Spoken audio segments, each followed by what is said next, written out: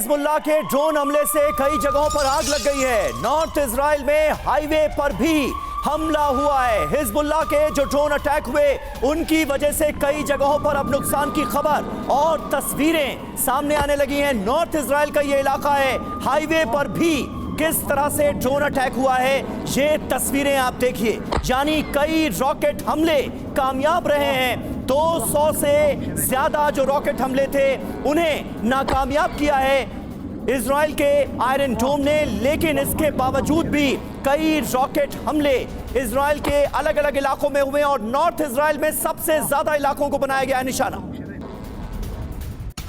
और एक और बड़ी खबर इस हमले को लेकर 10 से ज्यादा देशों से इजराइल ने बातचीत की इस हमले के बाद। इजराइल के विदेश मंत्री ने बाकायदा फोन किया, इजराइल को सपोर्ट करने के लिए कहा है। हम ईरान समर्थित ताकतों से लड़ रहे हैं। आप समझिए कि जो इजराइल के विदेश मंत्री की तरफ से ये साफ तौर पर संकेत है कि इजराइल भी इसमें कहीं ना कहीं जो हाथ है वो सीधे ईरान का मान रहा है। और इसलिए बयान में कहा गया कि हम ईरान समर्थित ताकतों से इस वक्त लड़ रहे हैं। और हमारे साथ संजय भारद्वाज सर भी है। संजय भारद्वाज सर, ये बयान अपने आप में काफी है बताने के लिए कि इजराइल को भी ये पूरी तरह से कंफर्मेशन है कि हो ना हो जो हमला है वो ईरान की तरफ से उसके प्रॉक्सी के जरिए करवाया गया। तो आपको क्या लग रहा है कि जवाब हिजबुल्लाह तक रहेगा या फिर ईरान तक जवाब जा सकता है इजराइल का?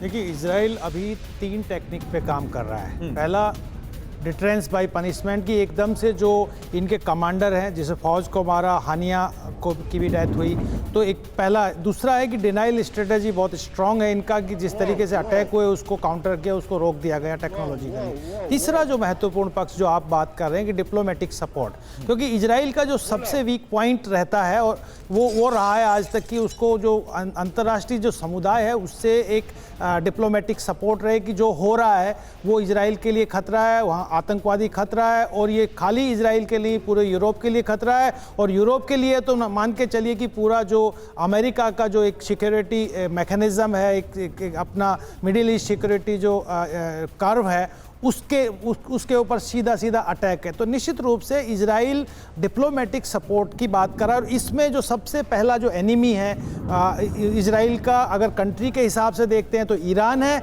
और अगर वायलेंट नॉन स्टेट एक्टर के रूप में देखते हैं तो वो हिजबुल्लाह है। क्योंकि हिजबुल्लाह का जो निर्माण हुआ था एंटी इजराइल 1982 में जब इजराइल का अटैक हुआ था लेबनान पे, तब से हिजबुल्लाह का क्रिएशन हुआ। तो मान के चलिए कि ईरान और हिजबुल्लाह एक नॉन स्टेट एक्टर है, एक स्टेट एक्टर है। और बाकी जो नॉन स्टेट एक्टर्स हैं, जो वायलेंट नॉन स्टेट एक्टर मैं कहूँगा, हूती एंड जितने भी हैं, ये सब कंसोलिडेट करके ईरान इस पे अटैक कर रहा है। को के लिए खतरा है, ना केवल इजराइल के लिए, पूरा मिडिल ईस्ट के लिए सुरक्षा के लिए, पीस के लिए खतरा है। और ये बिल्कुल सही बात है। यही वजह है कि इजराइल अपने मित्र देशों को ये बताता हुआ नजर आ रहा है कि इन हमलों के पीछे कहीं ना कहीं ईरान का हाथ है। लेबनान से इजराइल पर भीषण रॉकेट अटैक हुए। इजराइल में 11 जगहों पर हिजबुल्लाह के हमले की खबर आ रही है। मेरोन बेस से नफ्ताली बैरक तक रॉकेट अटैक किस तरह से अंजाम दिए गए, तस्वीरें आपके सामने। TV9 भारतवर्ष ये एक्सक्लूसिव तस्वीरें आपको दिखा रहा है। ताजा हमलों से जुड़ी मेरोन बेस से लेकर नफ्ताली बैरक तक ताबड़तोड़ रॉकेट अटैक हिजबुल्लाह ने किए हैं। यानी पूरी तरह से प्लान वे में इन बड़े हमलों को इजराइल के खिलाफ अंजाम दिया गया। इजराइल में कुल 11 जगहों पर हिजबुल्लाह के हमले की खबर सामने आ रही है। और ये हमले कहां हुए हैं, करुणा डिटेल में बता सकते हैं क्या? बिल्कुल समीर, जो जानकारी हमारे पास आ रही, 11 जगहों पर इन हमलों को अंजाम दिया गया। इजराइल में 11 जगह हिजबुल्लाह के हमले। और अब देखिए कहां पर हमले हुए। मेरोन बेस पर हमला किया गया, इसके अलावा नवेजिव बैरक पर भी हमला किया गया हिजबुल्लाह की तरफ से। तीसरी लोकेशन आप देखिए जिसको टारगेट पर लिया गया, जातून बेस।